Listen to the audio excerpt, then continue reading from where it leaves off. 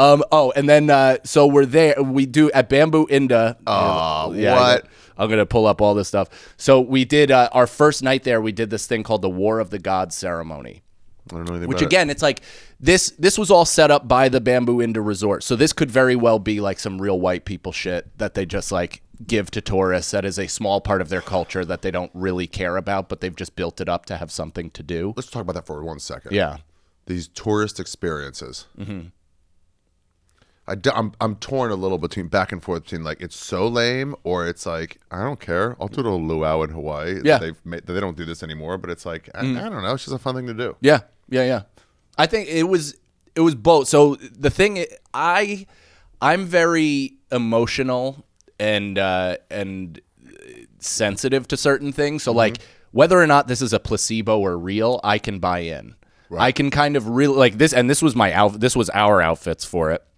That's why I went like minor league baseball. Yeah, wow. This is literally how. Wait, they made you do that? Yeah, we had to put the whole thing on. Let me see. I love it. Dive in. Yeah, my wife and I. This was us at the ceremony. We had to put rice on our forehead. What? This was the entire thing that they laid out to all of us. So you eat on the ground there. Yeah. So look at that backdrop. So you had look at that scenery. You don't even understand the backdrop of this bamboo thing of the Bamboo Resort. It's over these rice paddies, right? And it's elevated. So all you see is just down this crazy cliff and beautiful, almost like Jurassic Park looking tropical ravine. And then in the distance are all these rice paddies. And then you hear these animals that are from a different world. Like being from New York, we hear pigeons beeping, all this shit like all the time, but you don't hear those screams like it's a diplodocus in the distance. Monkeys. Yeah, just like all these birds that kind of didn't really look like birds. They looked like a bat bird hybrid. Like they were like these sleek animals that were dive bombing at 390 miles per hour. Wow. It was just like it was so cool, and that experience, like the War of God ceremony, was like again. Each time served its purpose, right? Where the first place that we went to was a decompress. We just got married. Let's get pampered and enjoy this. The next one was kind of like, hey, let's get to know Bali a little bit. Let's check out the culture. Let's green light literally everything. Because they asked us initially if we wanted to do the War of the Gods, and like half the couples were like, no, like I'm not upselling this. Yeah, no interest, whatever. It didn't even cost anything. We just joined, and we were like, yeah, we're here in Bali, man. Let's do everything that we can. That's so smart. To do what, and so we did that, and that was really beautiful. We had, I, of course, had some sort of spiritual awakening, which whether or not it was real is what do you mean? Again, I'm so sensitive and in search of this shit that if I put myself in the position to fully believe in your ceremony, I'll talk to God. Wait, what is it? What do you do at the ceremony? So deep breaths, putting yourself like it was kind of. Know. Yeah, you don't. Why would I keep saying that? They're guiding you through this thing. So each thing is like it's like any other religious thing of like put this here, take in a breath, set your intentions into this, and it was all very like not churchy, which I'm used to. It was all kind of like feel who you are as a human being. You're not paying any penance. You're not like nobody's mad at you. It's just kind of a religion for you or a ceremony for you to feel good and shake off some of the bad shit that you've been feeling and welcome in this new perspective and experience. Whoa. How long did it last? Probably like an hour and a half, 2 hours. And then we did this thing. Did your chick like it too? She loved it, yeah. And then as part of it, and I think it was that exact night, it was a continuation of the ceremony, we went into like the town of Ubud, the main place, and we walked around, and people, like this was not a part of the resort. They just took us into this place where they were also having this ceremony. And wait, another ceremony.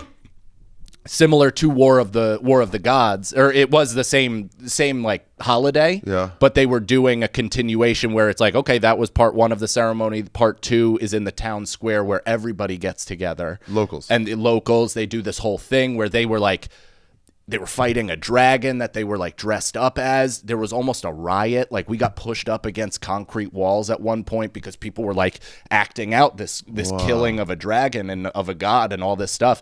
And it got to the point where I like had to put my wife behind me and have a hard shell basically around her to protect her because people were like running and bumping into each other so much. It was nuts.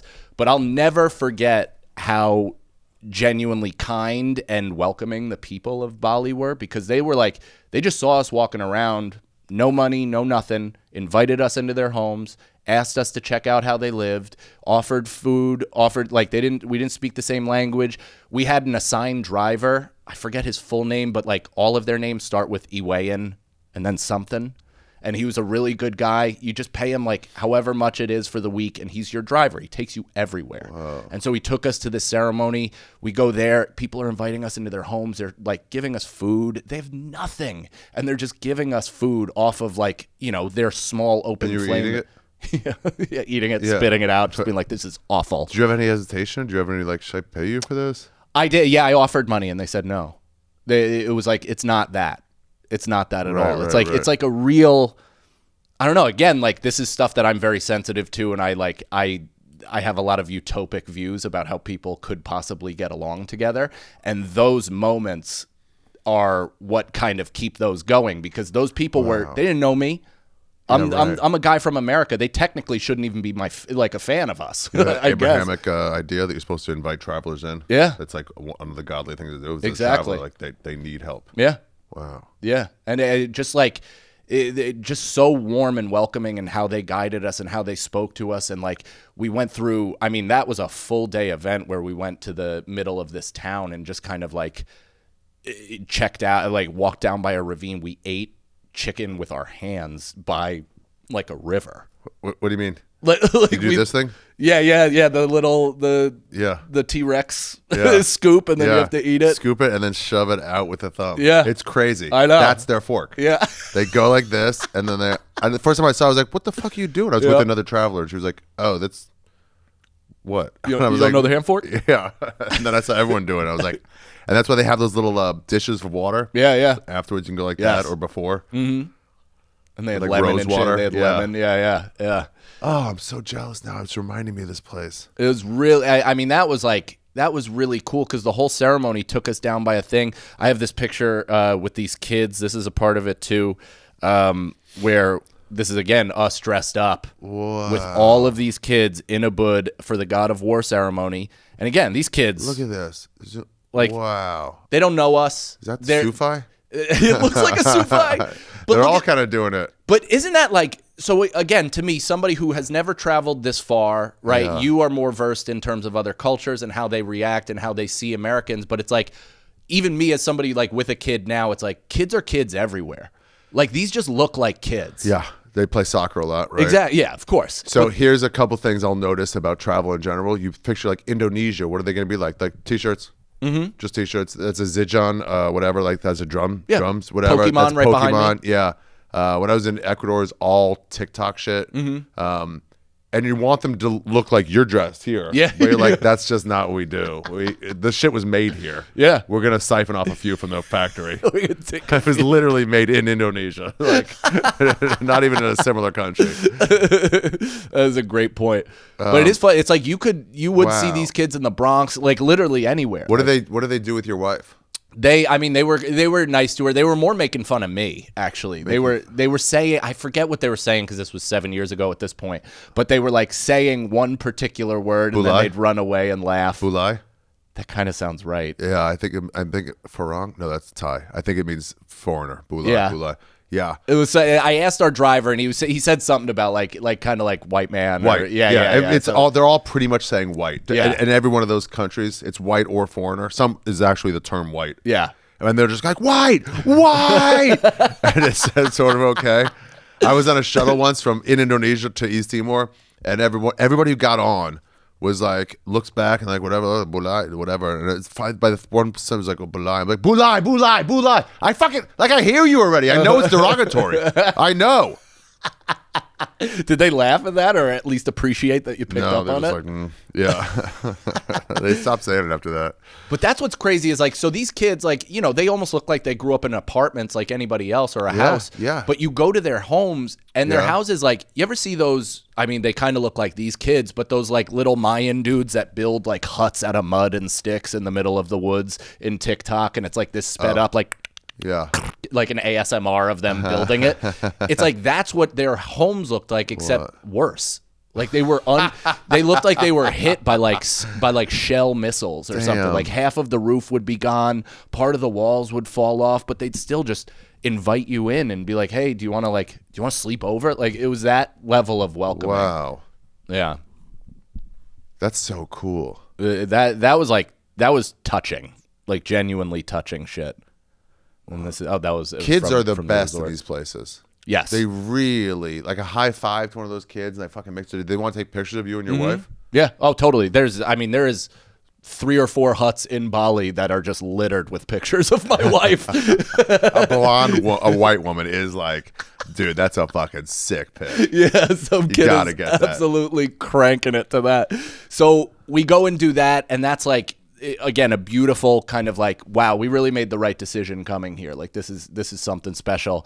And the next day, actually to continue the spiritual shit, we then went to a bunch of like these temples, right? Where this was which by the way, look at that zoom in. You see that right behind my head? Oh, you're having a moment. Yeah. Oh yeah. Talk about that. They're I know. Everywhere. So it's interesting. I am deeper. having a genuine moment. My wife caught me in a fucking really embarrassing. What a homo. Just me touching my heart, feeling close to the gods of Bali. Yeah. But yeah, there's pagan swastikas everywhere. Go in deeper. I want to show 2 things. One, it's a reverse swastika. It's not the right direction, I think. Yes. Is that true though? No, you are right. I think. They're everywhere. It's so shocking. They're on the manhole covers. Yeah. It's just like, it's a good luck thing, which is crazy.